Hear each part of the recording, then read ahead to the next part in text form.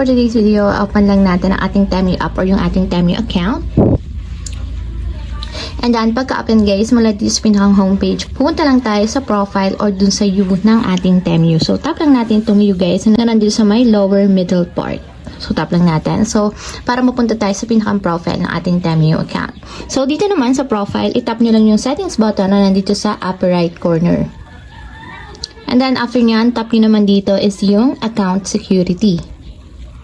So, dito guys, sa account security, makikita nyo na dito yung password. So, kung makikita nyo, may edit sa right side niya. So, itatap lang natin yung edit para mapalitan yung password na ating Temu account. So, para mapalitan yung password na ating Temu account, ilagay nyo muna yung old password ng inyong account. So, dito sa taas nyo ilalagay.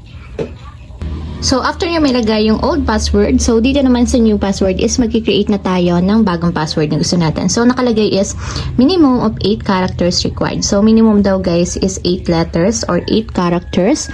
So, sabi is don't choose a password from another site or something too obvious like your pet's name. So, wag daw kayo gagamit ng password na nagamit nyo na sa mga ibang site or yung mga obvious na password. So, mag-create na tayo ng bagong password. So, ayan, after nyo makapag-create ng bagong password, so, tap na natin yung submit. And take note nga pala guys, make sure na green yung line na nakalagay dito para sure tayo na strong yung password na ginamit natin. So, password quality is strong. So, kapag strong, proceed na tayo sa submit.